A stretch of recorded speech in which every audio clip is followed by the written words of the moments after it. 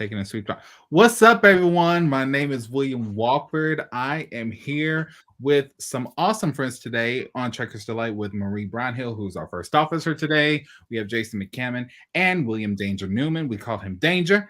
Wow. Oh, what an episode. Like, talk about I can't even. No. You can't, right? You look like a happy man. You look like a happy man, Will. I mean, I balled up a lot. I was mad at myself for not staying up until midnight or 2 a.m. like I usually do for these things, because now it's going to be another year before I see Picard again. But it'll be all right. But so when I did got up for work, obviously, and I was like, oh my god, I didn't watch Picard. And so I'm like, well, whatever. So I literally on the clock at work watched it, didn't care. Like, and I'm gonna save you from making admissions you don't need to and tell you to roll that beautiful bean footage. With that being said, here we go.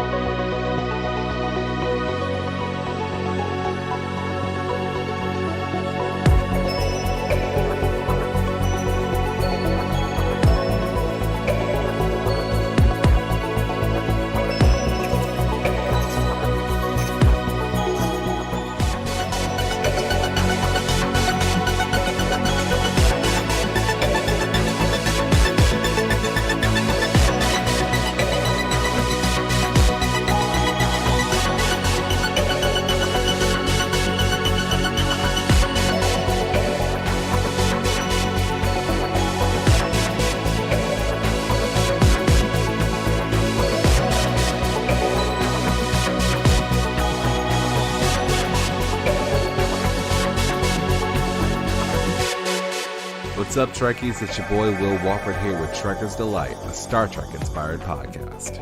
Before we get started, we're going to give away $100, so make sure you like, comment, and subscribe to our channel where we will announce the lucky winner every single week.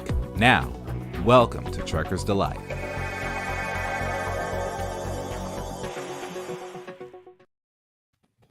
That's a crazy intro. And thank you to the 3 people that just came in sudden. We really appreciate you coming in today. You know, I understand that probably the better half of you or third of you isn't Trekkies, and that's fine, but you get to see me, you get to see my friends, because we're about to have an awesome time reviewing this show, because I'm hella excited and I can't get enough of it.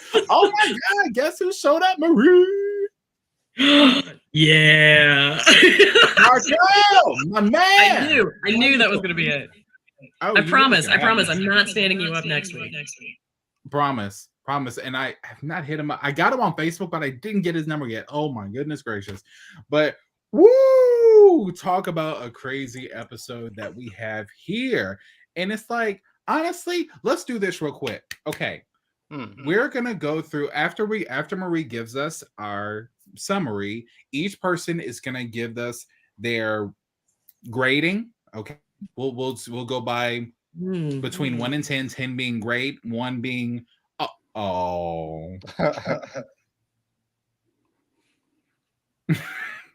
10 being great, 1 being and that's the grading system that we'll do after Marie's summary that each person will do, and each person will give a reason as to why. Wait, so no guilting me on the show, Marco. No guilting me. Okay, Marie, take it away with the summary. And I don't have any pictures. and I don't have any pictures, so use your hands. So throwing Picard shadow puppets. You can just you can just dream on, my man. So the episode for this is Farewell, which is a pretty appropriate title because we end up making a number of really serious character farewells over the course of this episode. The first of which I think is important is Rios, who decides to remain in 2024 with Teresa and Ricardo. Yes, I know my accent's terrible. Just go with it. Picard himself and Talon end up saving Renee, but Picard understands that Talon also understands that what's going to happen is that Talon is going to have to sacrifice herself in order to save Renee. And Talon gives him this amazing speech, which is So overdue, y'all. So overdue. Like maybe possibly so overdue that its overdueness can drink legally in the United States. Because basically what she says is, you don't get to make my decisions for me. I appreciate how this makes you feel.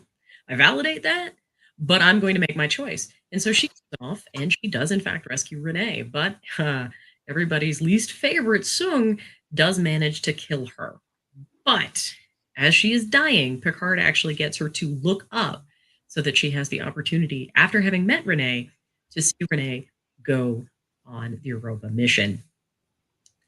That brings us to Seven and Raffi. So after all of this jazz happens, Seven and Raffi are everybody's kind of like congregating back at, Chateau Picard. And they're all like, well, what do we do now? And that's when, and basically we get some of the repartee between Seven and Raffi. And we get this amazing option where they work it out. They're not sure where they're going to go yet, but Seven has decided that she is on board, that she's accepting what Raffi is offering, and Raffi is accepting what Seven is offering. So we've got a pretty awesome future for them. Q shows up, talks to Picard, and basically tells him that this whole thing, the whole season adventure, has been Q attempting to teach Picard how to forgive himself. He needs to learn that he can choose himself. And if he can choose himself and choose to be himself, because we see Picard actually put the skeleton key back where his future self, several hundred years in the future, will find it, that means that someone else can choose to love Picard. And Q basically says, look, I'm dying, and I'm dying alone.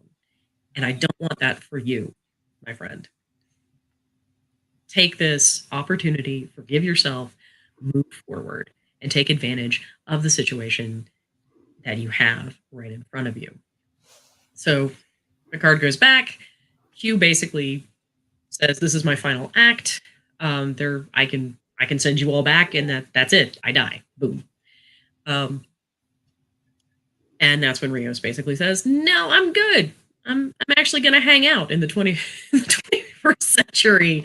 And that's going to be Aces. And so basically Picard's like, all right, that's cool. And then Q is like, oh, awesome. That means I'm going to have some leftover Q juice, which is a term that's never going to leave my brain now. Thanks, guys. And he's like, I'll give you a surprise. So they pop back to the Stargazer Bridge, sans Rios, of course, and everybody's standing there, and all of a sudden, the Borg Queen starts playing Je ne regrette rien by Edith Piaf, which is a song that was very significant, that we learned was very significant for Picard. And this is when Picard basically says, hi, Agnes, what's up? How was the last 400 years? Because sure enough, Danger was right. Our Borg Queen in front of us is actually Borg Rati. And she, does the total recall thing and basically says, so we are here because there's a bad thing that's about to happen in the middle of the galaxy, and we should, in the middle of the quadrant, we should possibly do that. Can I get an A- for Borg Rati? Come on, man. We should do something about that. And what Borg Rati says is, I am here because we can use your entire fleet, calibrate our shields together, create a shield against the neutrino emissions that are about to come out of this giant gate thing, and we're going to save everybody in the area. And Picard's like, that's a good idea. Seven, I know this was Rios' ship before, but since you have experience stepping into Rios' boots, it's yours now. And so she's like, tell the fleet, we're headed to X location and to let the Borg take over. And sure enough, they head to X location, they stop the whatever, and Borg Rati tells them that, yeah, so we're here to be the Guardians of the Gate. We'd like provisional Federation membership, and also we don't know what caused this, and it's kind of scary. I mean, she says it much less emotionally than I do, but it's kind of terrifying. And then we flash, but everybody's celebrating because everybody's alive. So, including Elnor, by the way, because they talk to the Excelsior, and Elnor answers, Why a cadet was on comms at that particular point, I will never know. But okay, hi Elnor. He's an exceptional student. We're gonna go with that, yeah. Then we head over to 10 Forward in San Francisco, where we meet Guinan, and Guinan basically tells us what happens to Rios and Teresa. Rios does a bar fight, doing what Rios does best. I'm assuming swaggering is what he does best, really. Teresa creates this medical supply movement and gives help where it's needed. Ricardo actually uses his Aunt Renee's discovery, gets everybody together, and they clean up everything, and, la, la, la, la. Hunky-dory. And, Picard gets Elnor his first shot. Elnor, like most of us having experienced our first shot, gags. Kudos to him, he doesn't spit it out, so well done. And once that's done, Picard's like, so I'm going to peace out, guys. And he beams back to Chateau Picard, where he goes and finds his Laris, who is in the restored atrium, and basically says, so, my bad. Do you want to take that suggestion we date conversation over? Can I get a redo? And she accepts, and as far as we know, they go on hand in hand into season 3. And that was far too long, guys. I'm sorry. Marie, you almost crushed it. Except I think you forgot one part. What did I forget? Crusher. Oh. Wesley. Yeah, no, I blocked that from my mind. What? No, don't you dare. Don't you dare. Don't you dare. Don't you dare. I did forget this. So, and I also forgot to finish Eric Soong. So Eric Soong doesn't get what's coming to him, except that his daughter, Corey, wiped all of his experimental data, so he has nothing except a confidential, creepy-looking file folder labeled Project Khan. I think we all know where that's going. We do. Corey now finds herself having, destroyed her father's work and legacy, now is at loose ends, and, magically on her computer screen, there appears an address, and so she goes over, and Wesley Crusher meets her there and offers her a job, because it turns out that Wesley has in fact been acting as a traveler, and that the travelers are the people in charge of the supervisors. And so he's offering her, I guess, either the opportunity to become a traveler or to become a supervisor. That's unclear. But Corey accepts, not a bad thing. And they disappear into sparkles of light. Original series Sparkles of Light. Indeed. Which is weird, because I kind of would have expected them to do the little traveler wink out. Right? That's right. I don't know, maybe maybe they were like, okay, you finished Picard, you need to go watch Strange New Worlds now.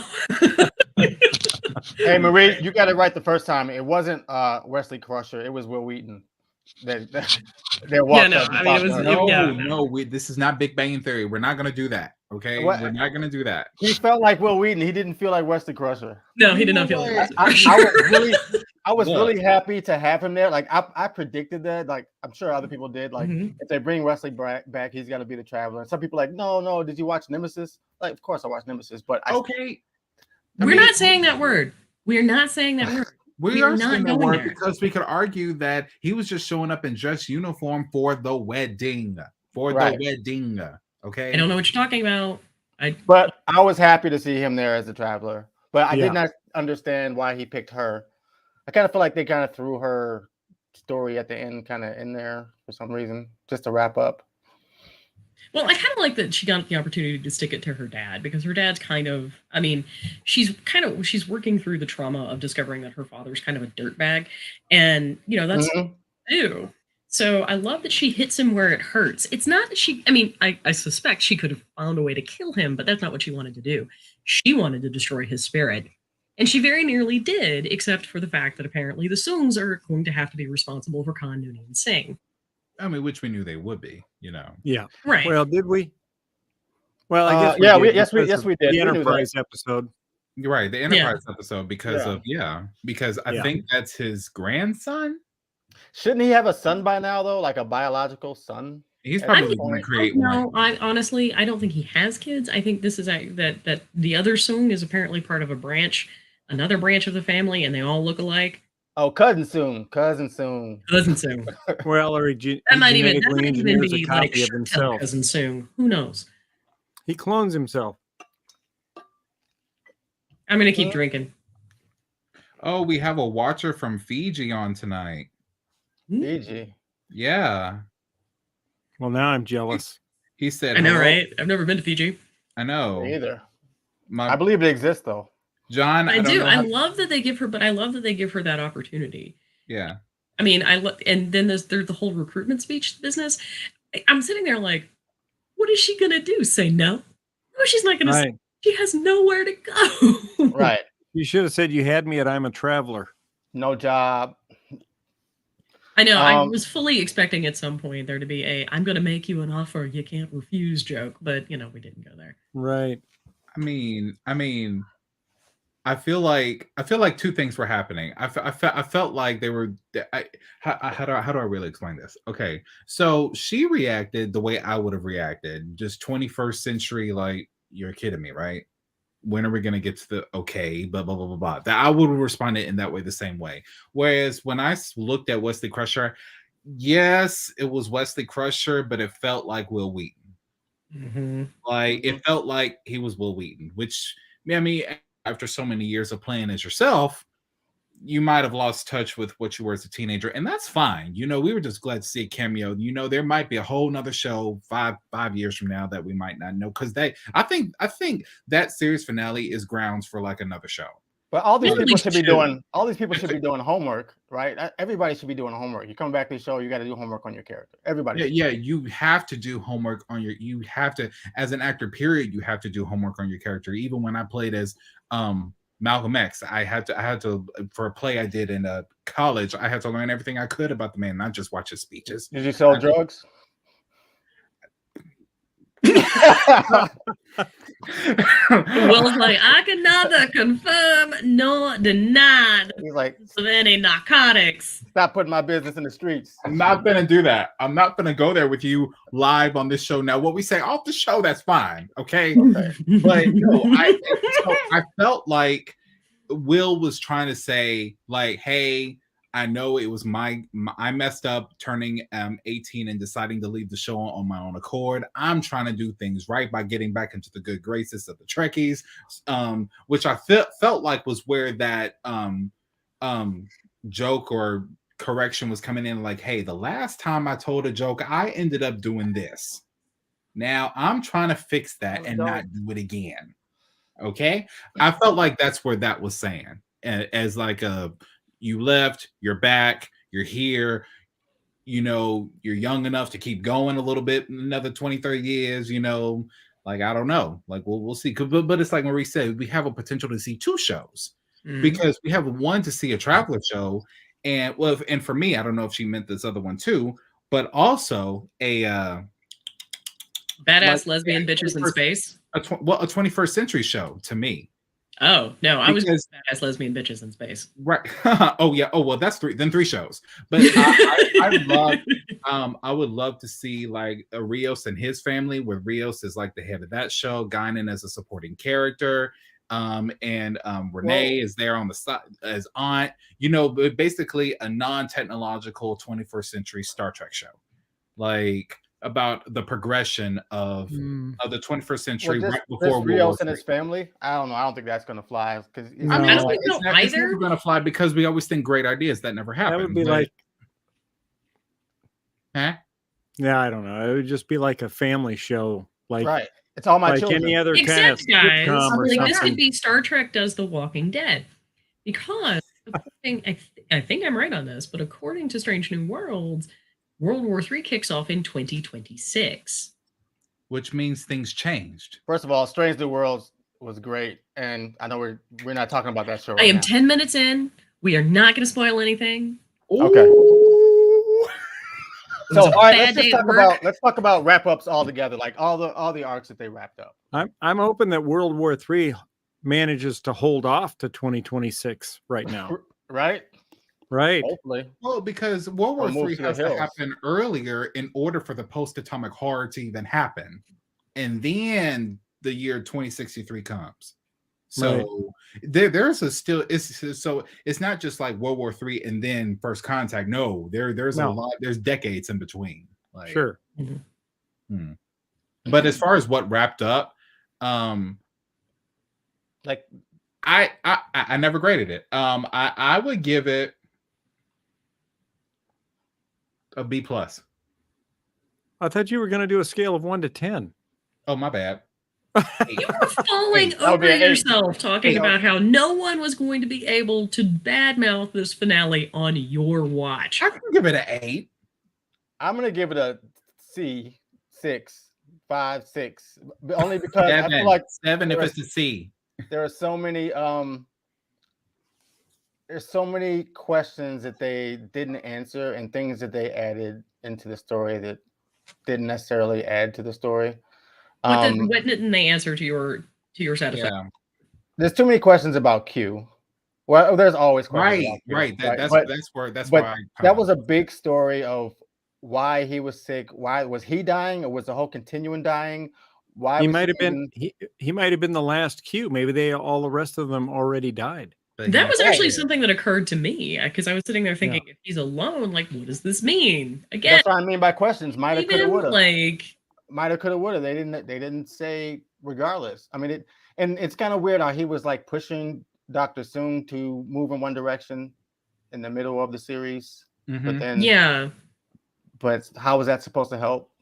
I don't know. Right. Well, and remember, he is a trickster god, and we didn't actually see him die. We didn't. I don't know now. I don't know. He seemed a little. This was a different Q that I saw. Was that when he seemed pretty genuine. He got his first hug. This is the first time we've gotten like a real, honest to goodness explanation out of him. Like, true. He's literally looking at Picard, going, "Okay, what's going on?" Because I'm kind of slow. You're not tracking. I'm kind of slow right now, so I need someone to sit down and explain to me word for word what Q was trying to tell him at the end of All Good Things and how that ties into this conversation we have at the end of this season finale. All Good Things. You mean with the trial never ending? The trial never ends. Well, at this point, the trial finally ends. But I personally does it though? Well, he said that it ends. Well, the judge is dead, so the trial's over. Yeah, but I think the trial there is a metaphor, because the trial is actually a metaphor for what drives humanity to do better, to like get over our nonsense, which has been allegedly it has been a sub-theme of the season from the jump. I don't think that's true. I think that really only starts toward the very back half of season 2. Right. But I think that's what they're trying to do with that, is that it's a metaphor for what drives us forward and what, is basically, changing us into better versions. Right. Because ultimately that's effectively what happens to Picard at the end of this, right? Like, I mean, he forgives himself. He accepts his guilt. He recognizes it. Hi, Manny. Well, I don't know if he accepts his guilt, because I think he realizes that he's not guilty. He wasn't responsible for his mother's death. No, she was. Right. She was entirely. But he carried that. But he subconsciously carried that guilt. Sure. So really, he was putting himself on trial this entire time. Yeah. Right. And Q was really trying to bring it out of him that entire time. He did multiple, and in a way, it kind of all makes sense now. Thank you for putting it into words. It kind of all makes sense, because how many time travel trial-esque episodes happened where Q was desperately trying to teach him a lesson, and while it got to the Picard on the surface, it didn't get to the Picard that on the inside. It didn't get to the child. It never reached the child.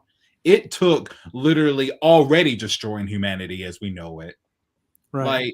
See, I think Tapestry is a good example, right? Mm-hmm. Where Picard taught him the lesson that, you have to accept your past because it makes you who you are today. Are you with me, William? I'm here. We were reading. Asks a really good question. So we're all in agreement that Q sent them to this Confederation timeline. So now that we're back on the Prime timeline, why would Guinan know what becomes of Rios exactly? She always knew. Because she was part of that. she was part of that timeline. She was there. She Well, lived she in said it LA. at the end. I've always known. I just needed you to figure out, just like last time with the Data episode with the severed head. Time's arrow. Time's arrow. Thank you. Thank you. Right.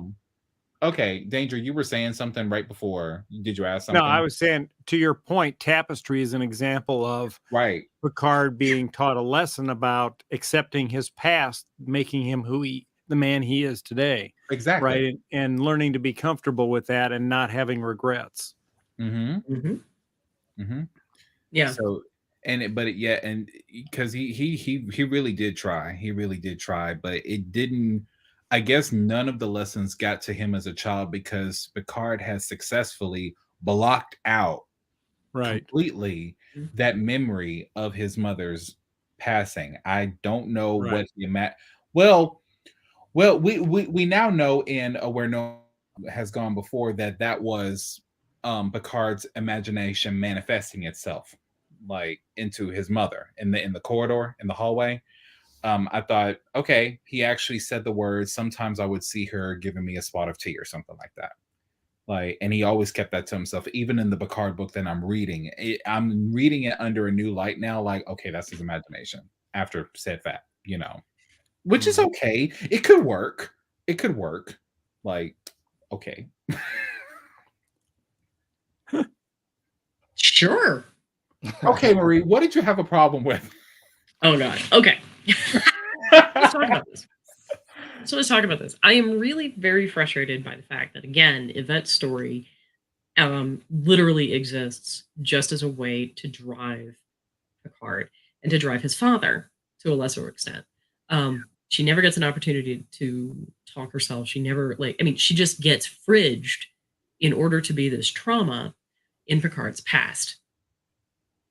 And that really bugs me because this is Star Trek, right? Like, this is Star Trek, which is supposed to be a little bit more on the ball when it's thinking about and thinking through these things and these characters.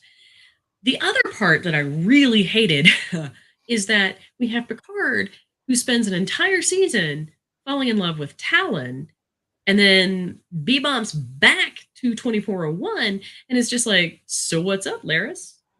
I didn't like how he just left Laris. Like, he didn't even say, I'm going to go get a pack of cigarettes or nothing. He just left. I thought that was so bogus the way he left her. And I'm sitting there like, I'm literally sitting there like, we just got another comment. Why are you bringing this guy back?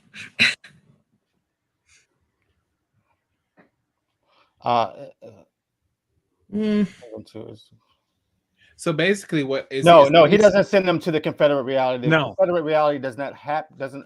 I mean, okay, he does send them to that. He sends them to that reality, but he doesn't talk to Guinan there. Guinan's still in the other timeline. Right. So Guinan's timeline is still tied to Guinan. No, before time changed, we saw Picard talk to Guinan before everything changed. Yes. Before. So is this a new timeline or is this a new branch of reality that's just temporary? I think that it's not a new timeline. It's not a new branch. It's the same branch that was at the end. Is the same. Nothing has changed from the last episode as far as time. Even if it were from the first episode, we would have that with respect.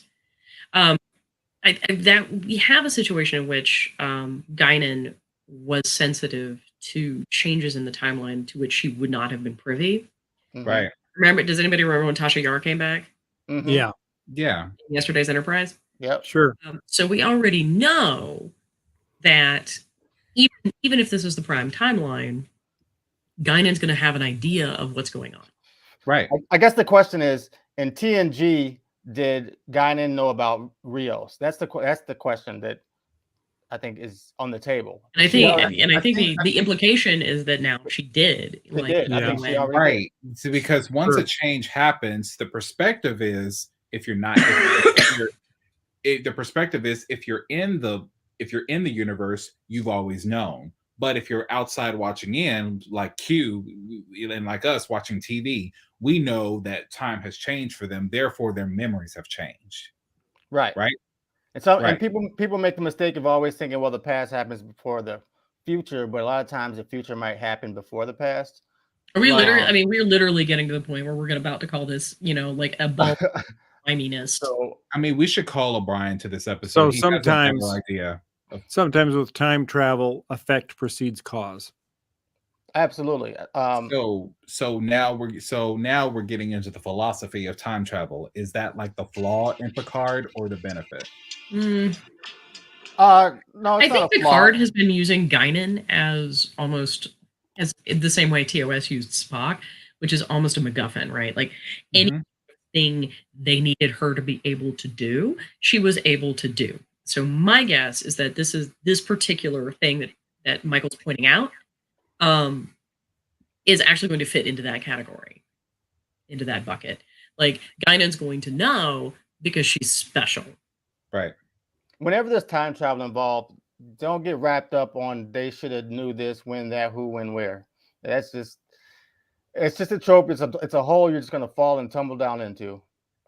I don't know, man. This is the showrunner for this season is the same showrunner for 12 Monkeys. Oh. Can I just point something out? After I answer this guy's question. Seriously, why doesn't a young guy recognize Picard? If a new this is what old? No, because this is why. Because everything changed in the Confederation. Therefore, the events of Time Zero never happened. Right. That Time Zero never happened at that point. The Enterprise B never. None of that. None. The generations. None of that happened. None of that happened. Technically. So now that it has happened, honestly, okay, this is where I have a big question. I lost my train of thoughts because a new question just came to mind. I've really been wanting to ask. Because the Borg has changed from 400 years, does that mean every story arc or result of a story arc from the Borg has changed? Does that mean Eloria was not assimilated? It's a good question. It's a good question, though. No, I think Jurati, as the Borg Queen, would have known that she had to do everything exactly the way she did it to prevent changing the future and allow the future to evolve the way it was meant to, so that she could be there meeting Picard at this particular moment in time to stop this particular event from happening. But wouldn't that my guess is this? So we already know that the Borg are active and extant in this particular time frame because they've been at this a long time, and the rest of the ship knows who the Borg are. And it's going to take the Borg, like Borgatti, a long time to get to the Delta Quadrant, and then it's going to take her a long time to come back to navigate the Delta Quadrant. It's not a long time, but 70 years. Is we actually have the development of a separate Borg collective. So we're going to have two Borgs. There's going to be the Borgatti Borg, and then there's going to be the regular Borg. And after the events of Hugh, my guess is that Borgatti steps in and offers anyone who wants to stay the opportunity to stay. Okay, but what was the threat? Like we never even know what the threat was. That's clearly season 3, Jason. That's season 3. That's season 3. Because it looks like Discovery all over again. I swear to you, if God from the center of the galaxy comes through that, I'm gonna cry. It's gonna be what was the dude from Star Trek 5, 6? That's what I mean. Yeah. Shakari. The god of Shakari. No, that'll be the perfect way to literally destroy season 3. Please no. We got a new. Michael, I gotta say you're very adamant with your questions. We appreciate them because we don't get them often. Yes. Everything changed when Q sends them to this alternate reality, and when Q sends them back in the finale to the prime timeline. Did we just merge the two realities? Makes no sense. Look, if Oliver Queen can do it in Crisis on Infinite Earths, Q can do it here on Star Trek. Right. Look. Look. I get what Michael's pointing out. Michael's trying to point out that there's a big sort of plot hole, and I can go back and forth on that. But in order to move on in the latter half. Shit. None of us are physicists, right? Like, I mean, I literally took anatomy and physiology and, skipped a grade in order to avoid taking physics. Okay. Not to mention physics. So yeah. So I don't think any of us is necessarily qualified. However, I do think a certain amount of merging has to take place. Because as soon as Picard, as soon as all of this derails and we go back and then they quote unquote fix the timeline, then yes, I think they do merge. I guess if they don't merge, 3, how did they merge? It's best if they don't merge, then we're deeply. never going to get Borgatti, and the galaxy's going to implode when the gate opens. So you guys are saying the Borg that we know and love and all wanted to be a part of our whole lives is. You're saying that's Jurati. That's been Jurati. That's Jurati. I feel like we're learning things about Jason now. I think she was behind the scenes directing the Borg to do because we already know that the Borg Queen understands time differently than any other species, right? Right. Probably even better than Guinan.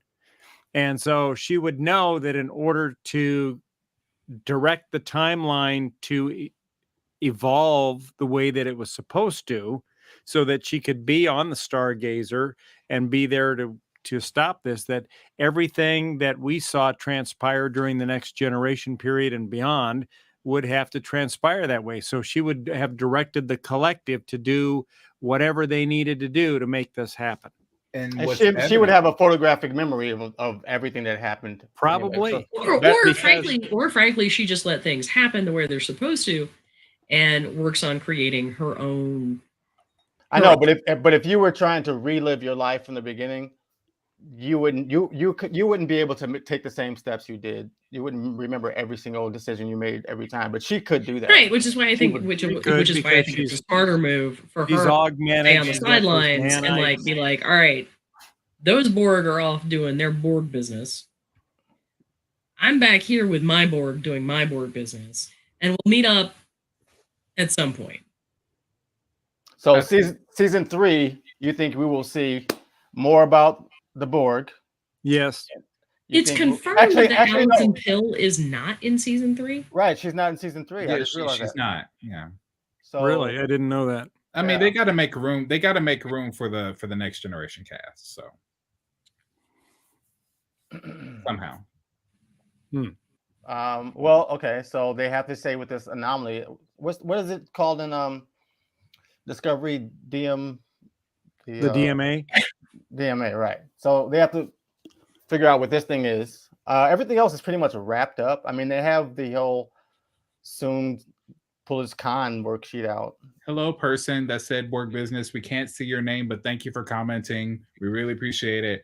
He's a Facebook user. Yeah, I'm sure we'll find out soon. I've literally connected this to like a bunch of YouTubes and Facebooks, and then just poof, because we need some people watching. We got 5 people watching like right now. Like, so can we talk about the fact that we now Trekker's Delight is like its own series? Oh, hey, Corey! It's Corey. Corey! Oh my God! I have not. Oh my God, bro, how you doing? Anyway. Like, I love the fact that we have literally now made up our own sort of language. We've got Borg business. We've got Q juice. What else do we have? Oh, what did we have yesterday? We had something yesterday. I don't know if we're going to turn into a pumpkin. Hey, and did I not say that 7 of 9 would be in the captain's chair? We knew that was going to happen. We knew that was going to happen. I gotta say, Danger, you were rocking the predictions. Yeah. I mean, yeah. All right, Michael, what you got for us?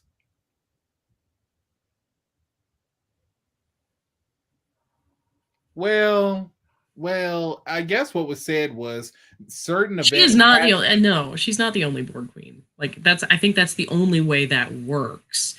She's not.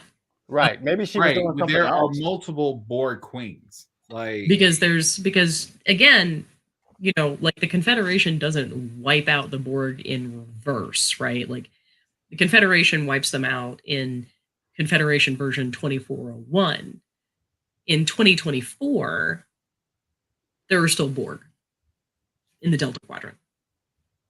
because they existed 700 years before the Vaudoir, which means that they were there before 21st century Earth in an early primitive stage. Mhm. I'm surprised the Borg never made it to the Gamma Quadrant, but whatever. They did. Did they? Well, not in honestly, I think borders, but I gotta tell you, Jason, like all that assimilating can be exhausting. You've got to pace yourself. Yeah, but I feel like the founders and the Borg could have teamed up and just took over the whole galaxy. God, can we talk about this? Can we have a moment? Here we go. How on earth would you assimilate a founder? You wouldn't. You can't. That's why it wouldn't matter. They wouldn't care to. Like, do you stick the implant in the goo? Like, I think they could assimilate a Jem'Hadar. I think they could do that. Sure. And had an adaptation for Ketracel White. To be fair, I think the Jem'Hadar would say thank you, because that would eliminate the Ketracel White problem. Yeah, but the founders don't like humanoids at all, so they wouldn't care if the Borg is going around assimilating everybody. But here's the thing. Up after every planet they went to, the founders would just go and set up their own world if they felt like it. I mean, they would have no reason. They would have no reason to be enemies whatsoever. I'm gonna need you to breathe, buddy. Whatsoever. Nice. No, darling. No, she didn't, because Alice Krieg's Borg Queen is mine. This is an ongoing thing, Jason. This is an ongoing thing. Okay, I don't know what's going on here. I wasn't ready. I'm sorry. The door. Okay. What were we talking Jason about keeps again? looking at us like, how many sex jokes are we gonna make? And I'm like, oh, honey. I mean, honestly, I guarantee that the people watching right now that are not Trekkies are like, okay, I may not know Star Trek, but I know a sex joke when I see one. Like, I think Jurati set up her own collective in a quiet sector of the Delta Quadrant. Yeah, that's what I'm saying. Jurati's collective opened on its own, kind of like how parts of the Federation opened during the burn in the 31st century. Corey, okay. I mean, that's plausible. So is what you're saying that this is a entirely different Borg, or did this Borg incorporate itself into the major collective after Janeway did what she did? I think he's saying this entire different collective. And I agree with him. Separate. I agree with him. I think basically what happened is that they did their own Borg thing over here, because again, they're if they tried to join the collective, that might be more divisive, and that might have been even worse than the chaos that was caused when Hugh was reintroduced, because we now have this entirely new ethos for the Borg. So I think what we actually have is a splinter Borg group for the first time. An entirely different Borg. Borg Yeah. 2.0. Yeah. And that's why these are the only Borg that would possibly be able to have provisional membership in the Federation, because they've internalized Federation values from Agnes Jurati. I mean, Not Starfleet values, mind you. I mean, it would make sense, and because I thought this is what I thought happened. I thought if there was a splinter, if there were two different Borgs, then the opportunity for Borgati's Borg to assimilate the rest of the collective would be after the events of Endgame and Voyager. Yes. Because that's when the Borg was at their weakened state. They were broken. They couldn't go anywhere. The virus came for the Queen. They couldn't do jack squat. Yeah, but before that, they had to be somewhere. What you talking about? So the two Big theories, guys.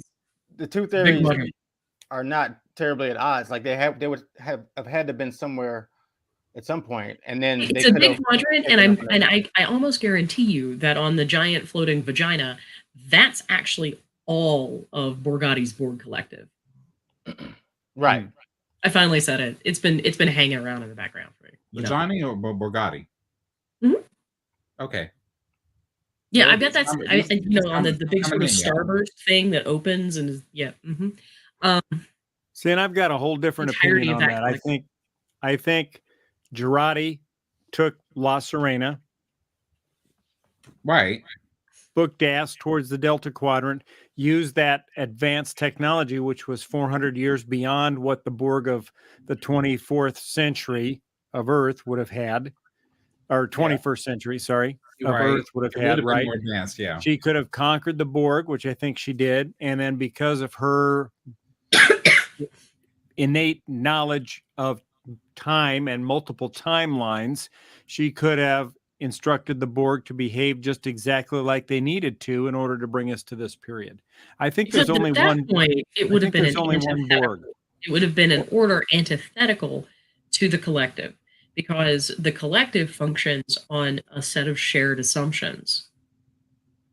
Right, but Danger, there wouldn't have been any point in their merger if they're just going to repeat the exact same steps.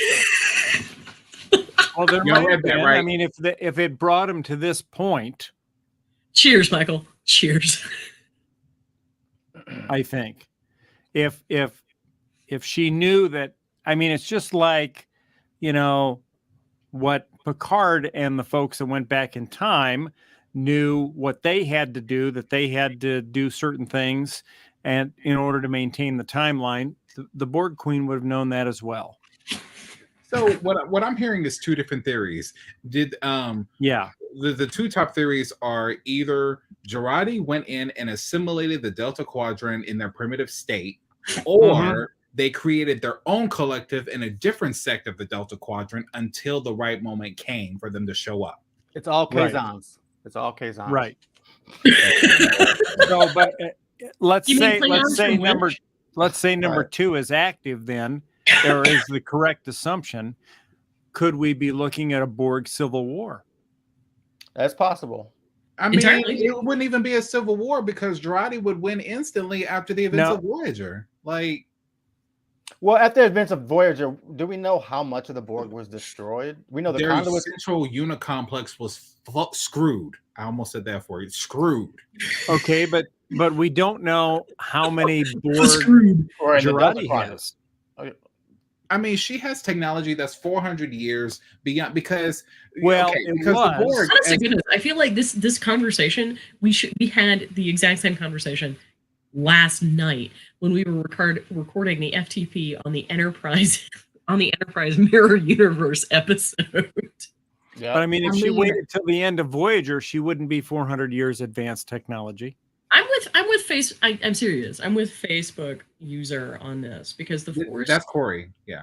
Yeah, that's what I was saying. I couldn't see Jurati simulations. Again, I'm saying that would be antithetical to the ethos that's being created in the secondary collective. So I think it's a lot easier. Yeah, I mean that is a strong argument. Jurati, that Borgati was over doing Borg things over here, and then the regular collective was doing Borg things over here, and their Borg things were just very different. Because she proposed the idea that, hey, how about we just assimilate people that want to be assimilated, right? Didn't she say that to her? Yes. So I don't think she would just go out there and just start assimilating worlds back to back, because otherwise there's no point in having the merger if you don't have a change in character and activities. Wait a minute. I got it. Who got it? I got it. Oh, you got it. Hold on. You have it up there? You have it down there? Oh, you have it up there. Okay. I'm doing my Brady Bunch thing. Danger, I'm gonna end this. And y'all gotta roll with me on this because we're 12 minutes out. Okay. I know I will argue right now. I promise as well. It just came to me. It just came to me, and y'all know me when I have Trek epiphanies. Okay. Here's what happened. I remember the last Trek epiphany. It involved Orion slave girls. Look here, Hill. Okay. Look. Okay. So anyway, basically, Jurati, there was a brief civil war in a technological virus-y type one between the Borgati and the Borg. Okay. There was. Okay. In the 21st century? Yes. Okay. Jurati won, but in her own different way. Okay. She had been building a collective this entire time, and I guarantee y'all don't know what I'm talking about. Unimatrix Zero. Think about it. She needed to create something that would give individuals of the Borg an opportunity to be back to their unique selves, but retain their Borg physiology. I really don't like that, and I'll tell you why. Wow, she just got on your whole story. Your whole story. Oh, come on, Michael. That ain't water. I never said mine was. Julian is Twitter pitted. You get off. Y'all. First of all, that's what we're not going to do. The importance of Unimatrix Zero is that it actually was created by the individuals who were individuals still, and that's where they could go and be individuals. And so, if you take that away by having this external force created, that undermines the thematic structure of that episode. Who's to say that Jurati wasn't the first individual to start the snowball effect for the Unimatrix Zero? I thought the Unimatrix Zero happened for the same reason like the Matrix happened in the movie The Matrix. Just about probability of chaos. You know, like you can't have a system that reoccurs without problems intervening at some point. I always thought Unimatrix Zero was a fluke. I always thought it was accidental. Yeah, that's what I mean. Accidental convergence of events. Convergence of events of trying to repeat something over and over and over. Eventually, you're going to get these, I guess you could say, glitches that are going to occur within the coding. And I figured that's what Unimatrix Zero was, an inevitable outcome of. Yeah, in all fairness, I'm 150% positive that Borgatti incorporated all of the individuals that chose and basically gave those individuals the option. You can either stay Borg-ish, or you can go and we can try to undo some things. I suppose a Borgatti Borg looks like. We don't know.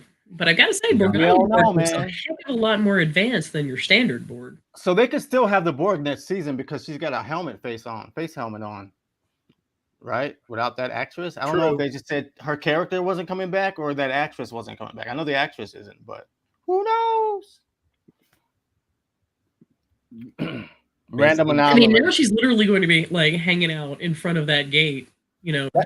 Again, and I'm not even sure what doing Borg things is going to entail. Seems like kind of a boring existence, just standing there monitoring the gate. Right? I mean, when you're a machine, you know. Well, she's the queen. She's not really a machine. Nero sat there for 25 years doing nothing. Well, that's not real Star Trek, though. Well, no, we found out that Nero. Nero. Nero was in a Klingon. He was in a Klingon prison, making little rocks out of big rocks. Oh yeah, I guess so. I guess that's what happened.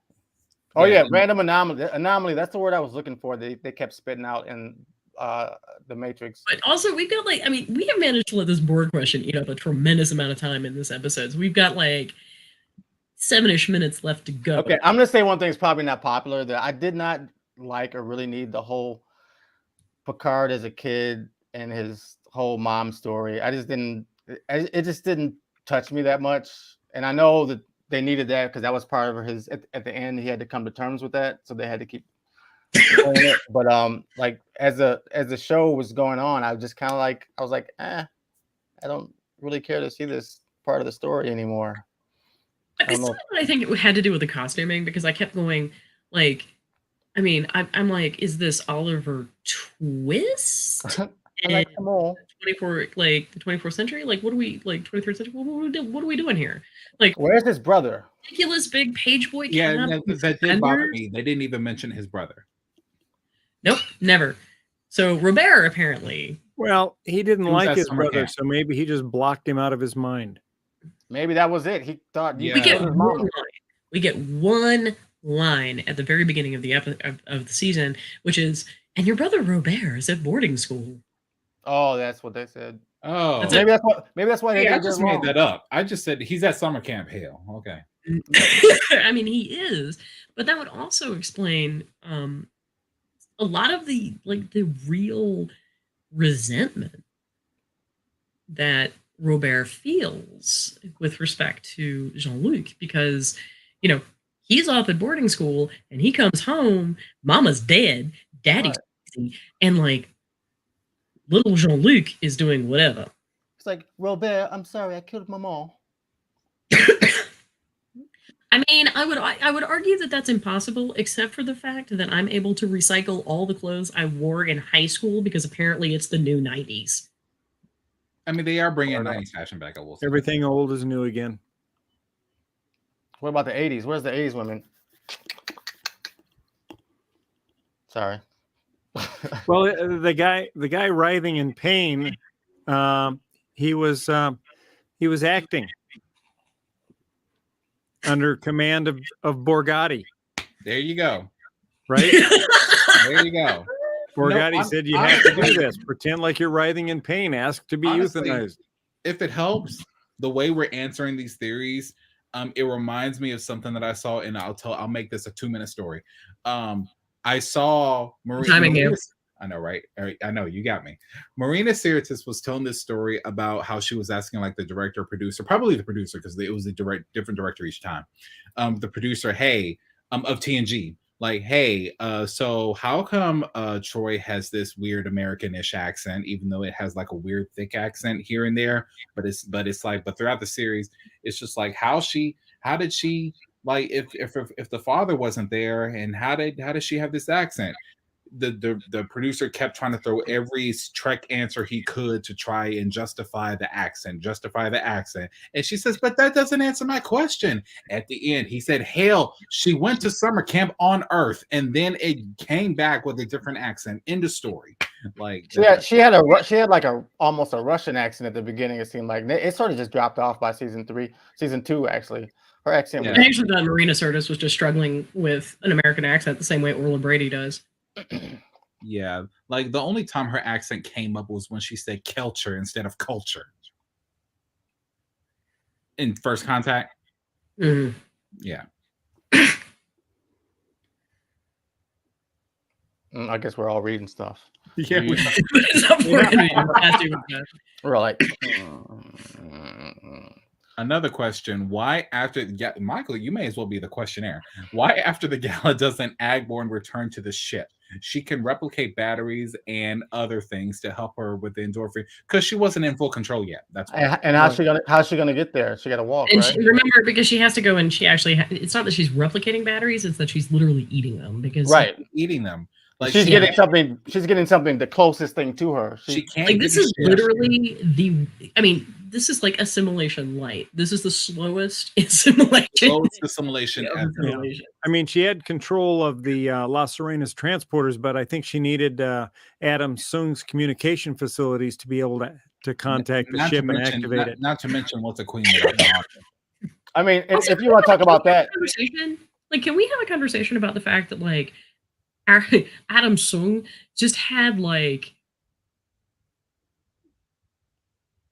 just doomsday level hardware hanging out in his basement?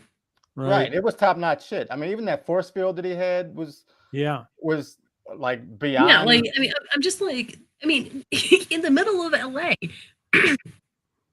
What? Well, he's the I don't think equivalent of the argument is that Musk. It's not that she's not in control, it's that she doesn't have enough nanites yet in order to do the things that she needs to do. That's the whole point. I'm sorry, Danger. Right. I'm sorry. Go ahead, Danger, please. No, go ahead. Well, the transport thing is a problem because they transported to the house. They could have transported to the ship. When they were at the ship, they could have when they were at the house, they could have transported behind the soldiers that were coming to the house. So I don't know why certain people didn't transport certain places where they should have been. Yes, well, I mean, how much did they know? And we're using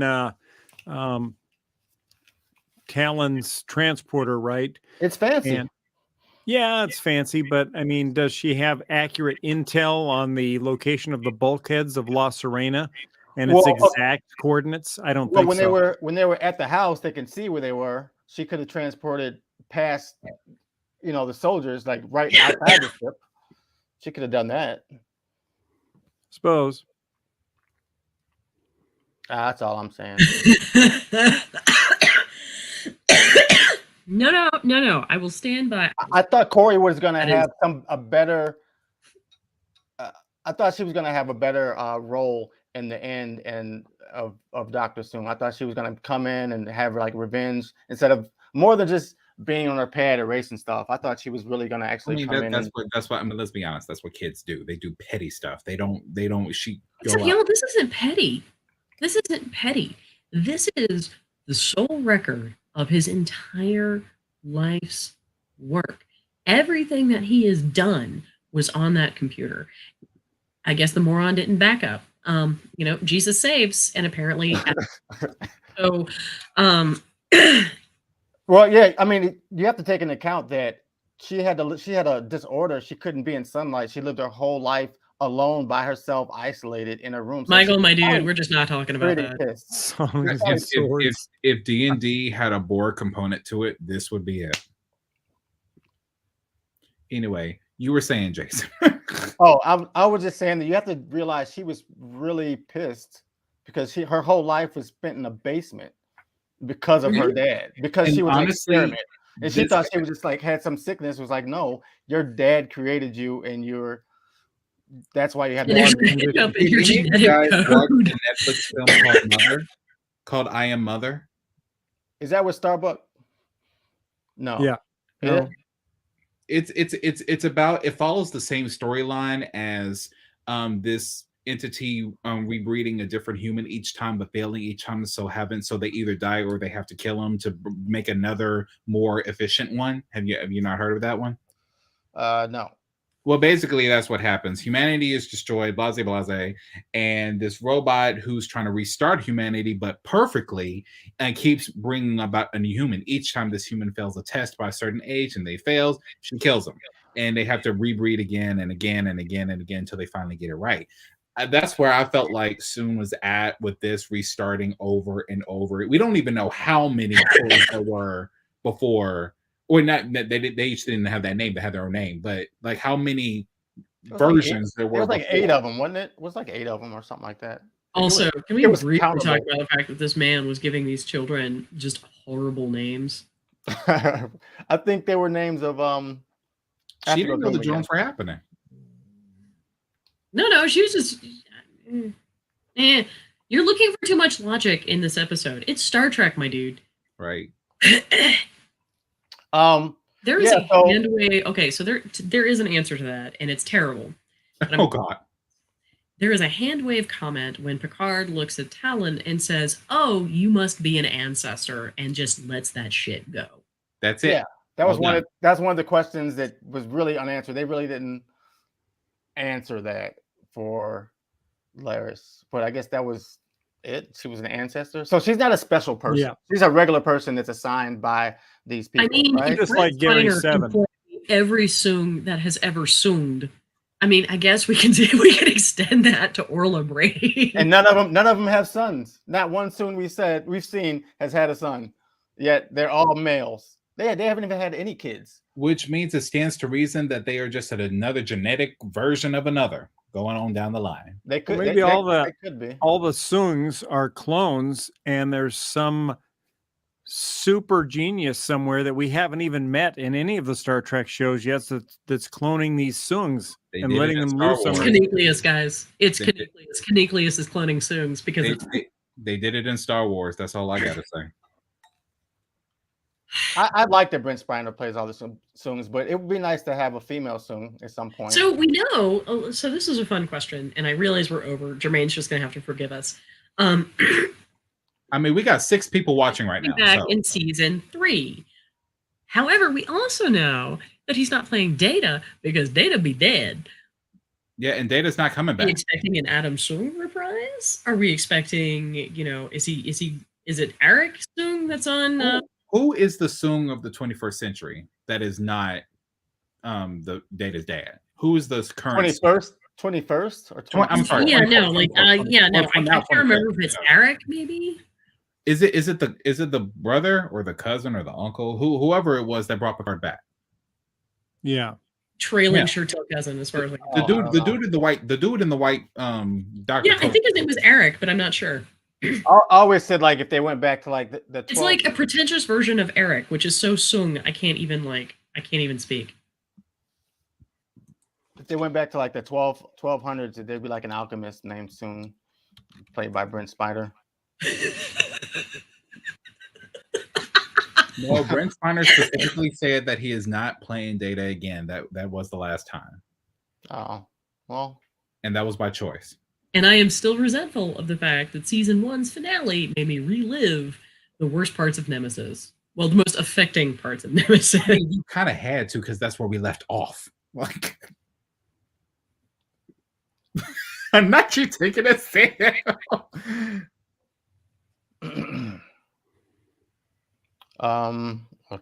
a voice like Nigel Barrett was, and be like a vocal Data. I don't know. He's been purged completely, like completely. So, except he hasn't, because he's like a bad penny. He keeps showing up.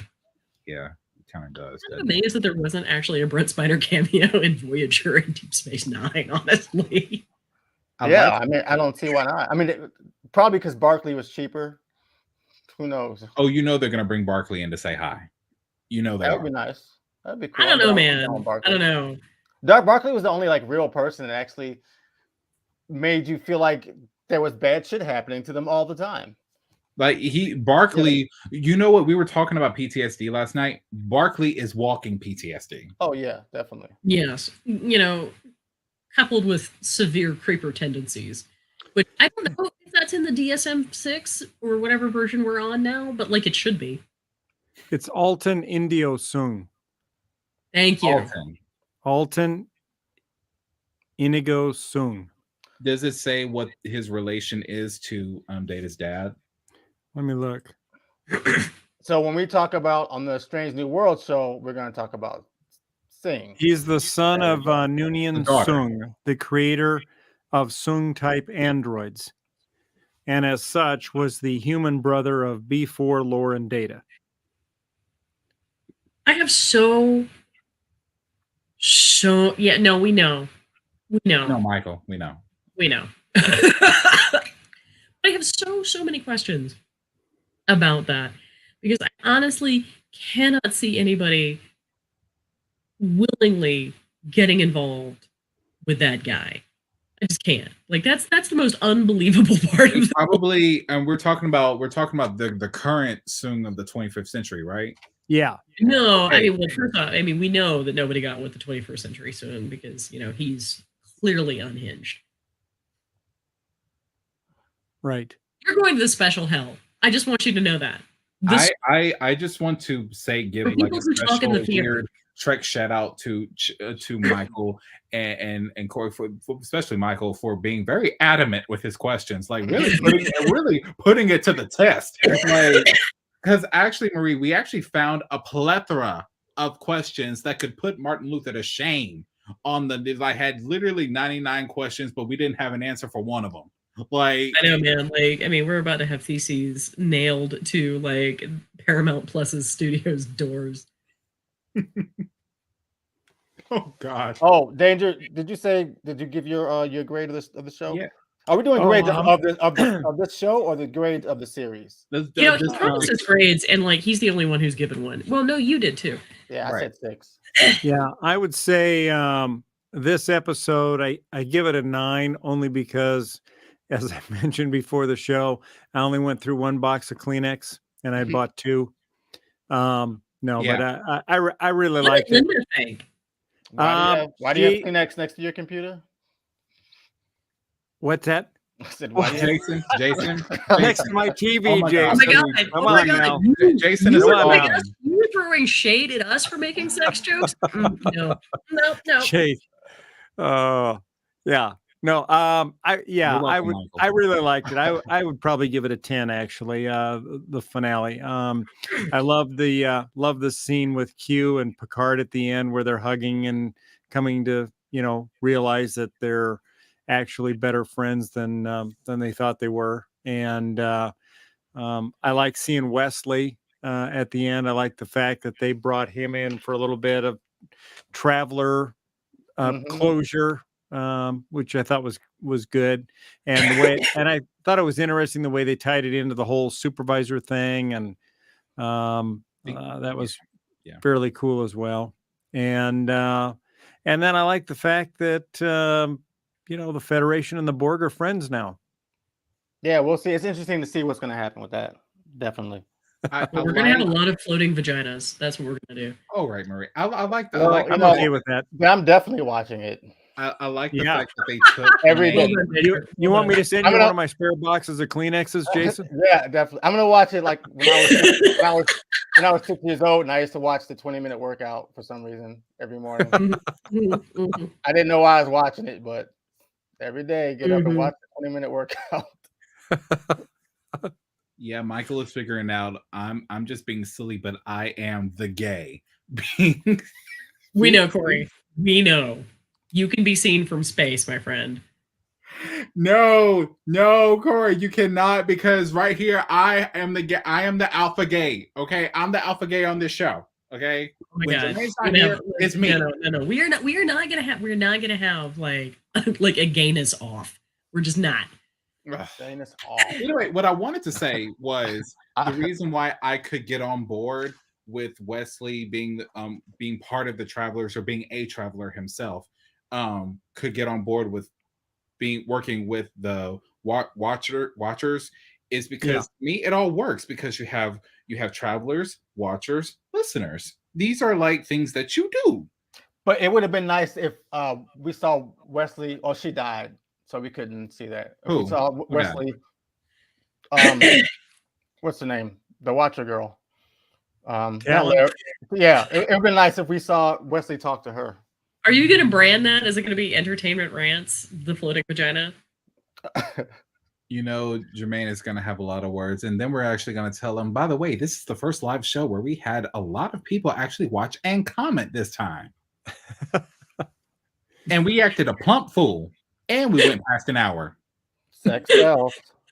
Right. Please do not hate us, Jermaine. We love you. Okay, guys. Okay, let's wrap it up. Let's wrap up with final thoughts. I need to give my grade. Oh, yes. Oh, yeah, do your grade. Yes, give your grade. I'm going to give it about an 8, and I'm going to give it an 8 because, you know, I do love the Picard speech. I even more loved that Talon was like, yo, step off. I did not like the fact that apparently people who look like Talon or Laris are fungible. That was really awful. I didn't particularly care how they treated Yvette in this entire thing. And honestly, I am not convinced that Renee had a lot of personhood either. Really. So I don't think Picard is winning it in the feminism category. But like, love me a Picard speech. I'm sorry to see Santiago Cabrera go, because I think he was lovely. I'm glad to see Elnor back. I am really looking forward to badass bitch lesbians in space. Yeah, that'd be a good show. I'll change mine from a 6 to a 7. I think 6 was too harsh, but I'm gonna still stay with 7. So we got a 10, 2 8s, and a 7.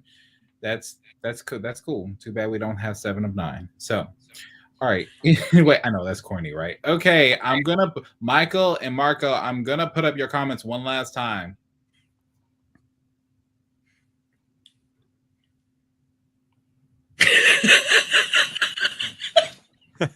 First of all, you're funny, dude. Okay, Marco. I don't know if I mean, this is what we said Trekker's Delight is. It's just like, we love Star Trek, but we all know that you guys are here watching for other things. Yeah, y'all.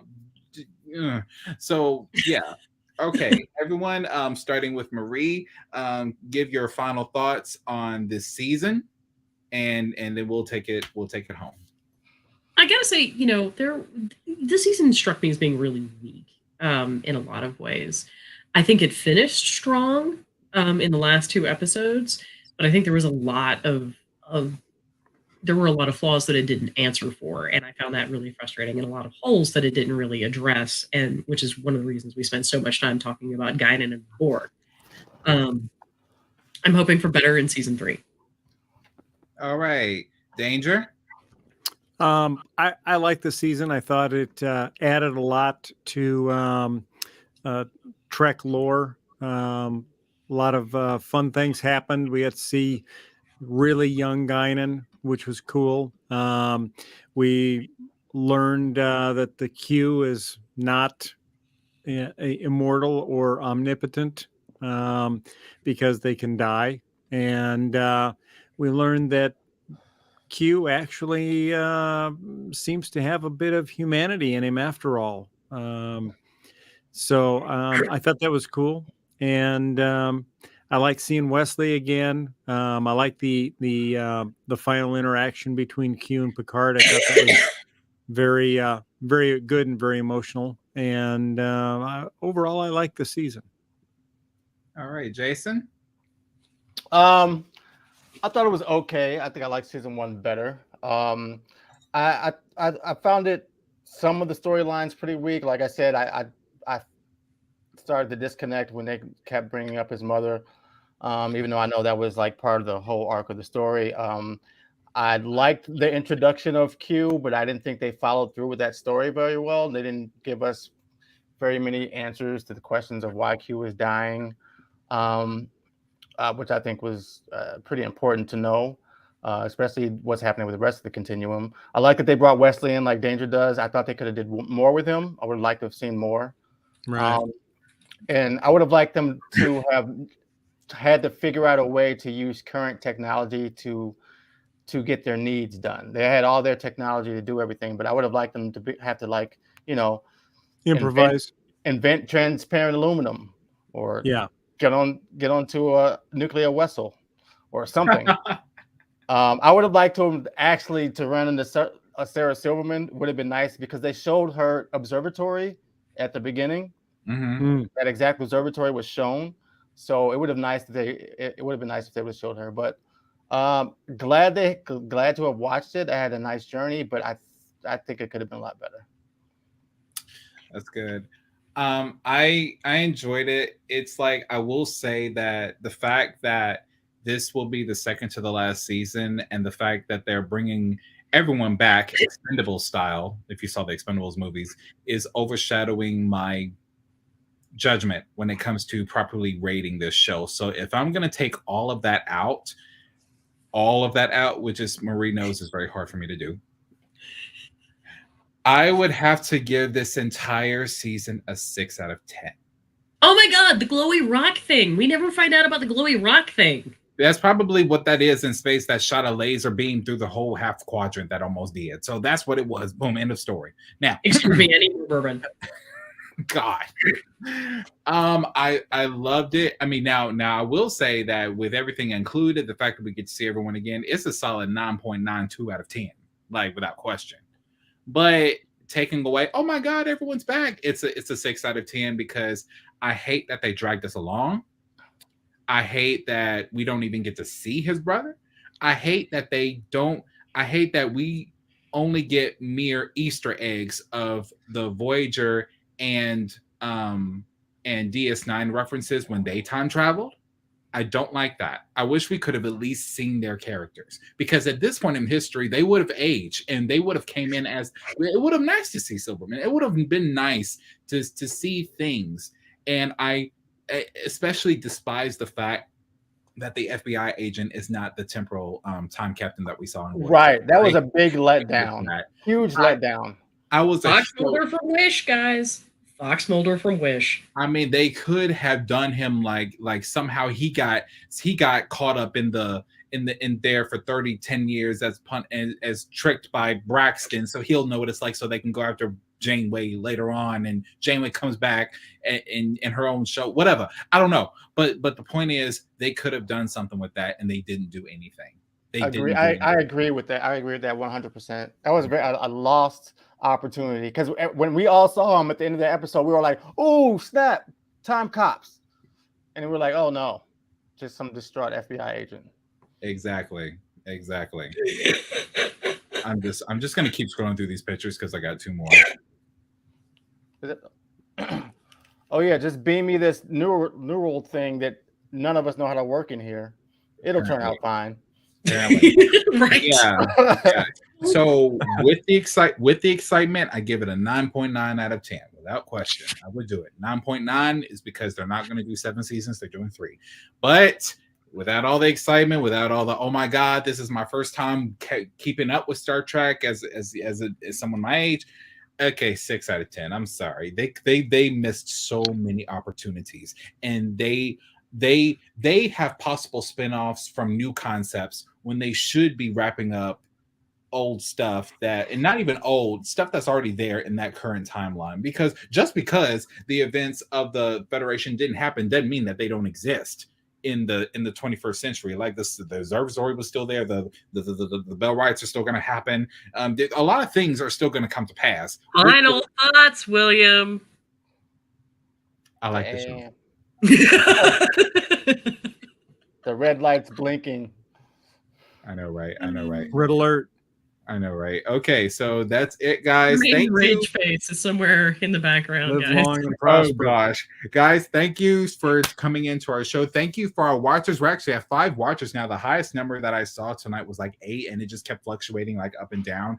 Thank you for the plethora of comments from Marco, from Michael, and Corey. Thank you so much. And John, watching all the way from Fiji. So he's actually a friend of mine on Facebook. So hi. Oh, I have friends in Fiji. I know, I got friends in Fiji. Yeah, I know, right? But yeah, so thank you for watching. Tune in to next week's review, where we're gonna review Strange New Worlds tomorrow night. Right. Okay. So, guys, I'm excited about that. Real brief overview. Strange New Worlds is what happens before the events of the original series, before Kirk takes the captain's chair. Okay. So, if you want to keep up, we will tune in tomorrow night at 8:30 Central Standard Time, and then we will resume at 8:30 every Thursday. We release, or at least try to release, shows every single weekday, except Sunday. And yeah, just comment below what you want us to explore and the questions that you have. Michael, I know you will have a lot of questions ready, so we might do something special just for you. I don't know. I hope you're subscribed to the channel because we really appreciate it. All right, good night, Corey. Thank you very much. And guys, that is it. Live long and prosper, and have a good night.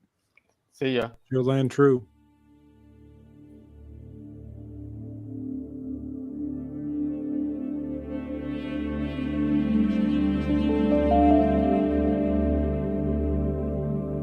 Now, again, I'm going to say this again because we're near the end of our show. If you are our allies, we are not talking to you. We are not talking to you. This does not... Okay? We're not talking to you. Stop trying to take our and make it your goddamn business. It ain't got nothing to do with you. It ain't got nothing to do with you. Our experience of grief independently. Bruh. Yes.